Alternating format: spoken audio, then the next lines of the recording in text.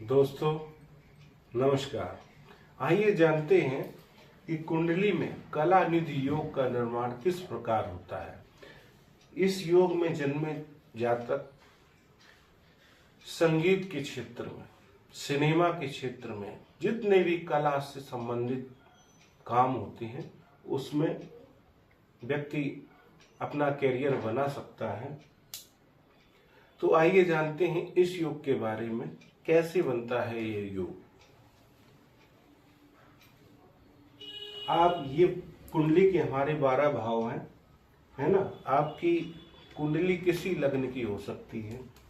जो ये योग हम बताने जा रहे हैं वो आप अपनी कुंडली में देखें या और किसी की कुंडली में ये योग बनते हैं तो इन्हें अवश्य देखें। द्वितीय भाव सूत्र है, द्वितीय भाव या पंचम भाव में गुरु हो। यहाँ पे गुरु हो सकते हैं अथवा यहाँ पे भी गुरु हो सकते हैं। इनके साथ यदि इनको बुध और शुक्र देखते हो तो बुध और शुक्र की युति हो अथवा दृष्टि हो। द्वितीय भाव में होंगे तो बुध शुक्र की दृष्टि इन पर होगी। ऐसा यदि नहीं है, यदि ऐसा है कि बुध शुक्र की युति यहाँ पे हो, यहाँ पे हो,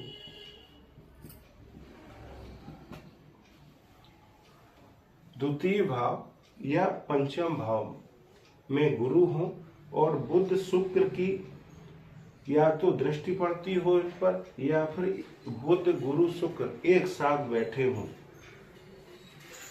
अब बुध शुक्र की युति पंचम भाव में यदि गुरु है तो यहां से भी बुध शुक्र की दृष्टि पड़ सकती है। या तो बुध शुक्र की दृष्टि पड़ती हो या बुध शुक्र गुरु के साथ बैठे हो, तो यह योग कला निधि योग कहलाता है। आगे चलते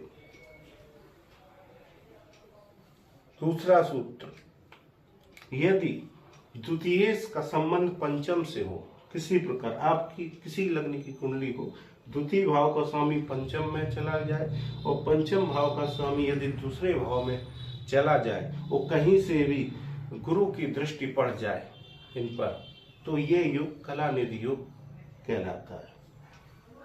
अगला सूत्र, द्वितीय और पंचमेश की युति हो। ऐसे मान लीजिए ये मिथुन लग्न की कुंडली है, आपको बता रहे हैं 9, 10, 11, 12, 1, 2 ये मिथुन लग्न की कुंडली है। मिथुन लग्न में द्वितीय बनते हैं चंद्रमा और पंचमेश बनते हैं शुक्र। यदि शुक्र और चंद्रमा और शुक्र की युति यदि पंचम भाव में हो अथवा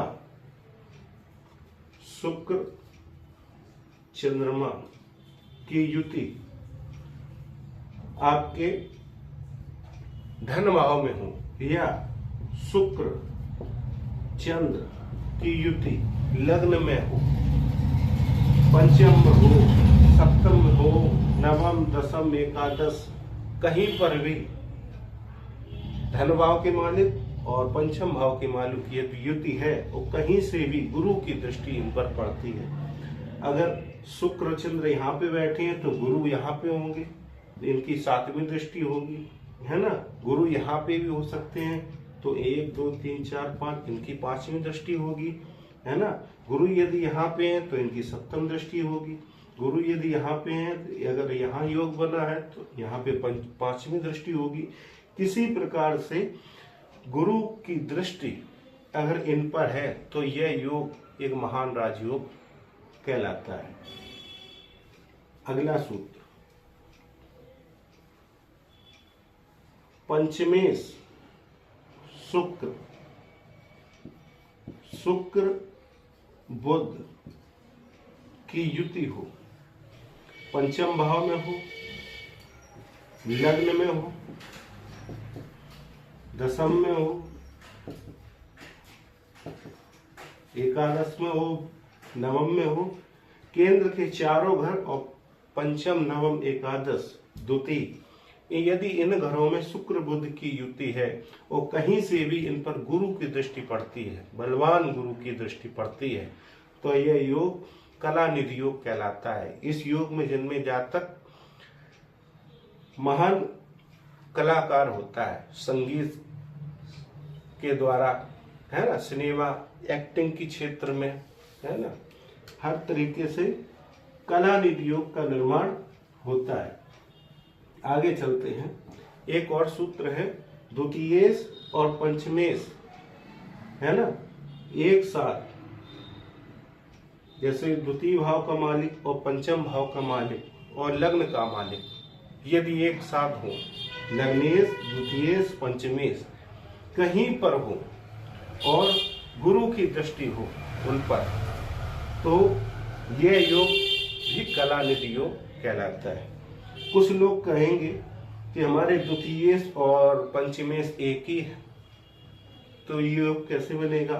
अब देख लीजिए, जैसे वृषभ लग्न है, वृषभ लग्न 2 3 4 5 6 7 8 9 10 11 12 1, इस कुंडली में द्वितीयेश बुध और पंचमेश बुध, द्वितीयेश और पंचमेश एक ही ग्रह है, तो इनके जो मालिक हैं, तो यहाँ कन्या राशि है, यहाँ मिथुन राशि, इनके स्वामी बुध है। बुध या फिर यहाँ बैठे हो शुक्र के साथ, या फिर यहाँ बैठे हो शुक्र के साथ, है ना, या फिर बुध पर कहीं पे बैठे हो केंद्र में या त्रिकोण में और गुरु की दृष्टि हो, तो यह योग एक महान कलानिधि योग का निर्माण करता है। अब कुछ लोग कहेंगे कि हमारे में ये योग है लेकिन उसका प्रभाव नहीं। देखिए, इनमें बल होना चाहिए। सबसे ज्यादा बलवान ग्रह शुक्र को माना गया है इसमें। कला, ये जो क्षेत्र है ये शुक्र से संबंधित है। एक्टिंग, नृत्य, गायन, वादन, संगीत, सिनेमा के क्षेत्र में ऐसे इसका कारक कौन है? शुक्र। तो आपका शुक्र बहुत बली होना चाहिए। दूसरी बात, जो गुरु है, ज्ञान, शुभ ग्रह, आपके कोई योग बना है, अगर गुरु की दृष्टि वहां पर पड़ती है तो वो उस योग में वृद्धि हो जाती है।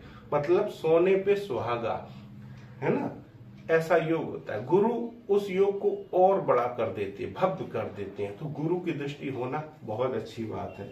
कोई भी योग बना है आपकी कुंडली में, जितने हमने बताए हैं उनमें यदि शनि की, राहु की, केतु की, अशुभ ग्रहों की यदि दृष्टि पड़ जाती है तो क्या होता है? योग तो है आपकी कुंडली में, लेकिन अशुभ ग्रहों की दृष्टि होने से क्या है, उसमें थोड़ी कमी आ जाती है। योग है, कमी आ जाती है, तो उतना एक्टिव वो योग नहीं हो पाता है। और यदि जो पापक ग्रह है उसकी दृष्टि है लेकिन वो कमजोर है, और ये ग्रह जो है आपके बलवान है, तो निश्चित ही व्यक्ति उसकी तरफ जाके उस क्षेत्र में सफलता हासिल जरूर करता है। तो दोस्तों, आज हमने जाना है इस योग के बारे में, है ना। यदि आपको ये वीडियो अच्छा लगा है तो इसको शेयर जरूर करें, ताकि जिसकी कुंडली में यह योग है वो इसका लाभ उठा सके। और अभी तक के लिए इतना ही, मिलते हैं और एक नए वीडियो के साथ, तब तक के लिए नमस्कार।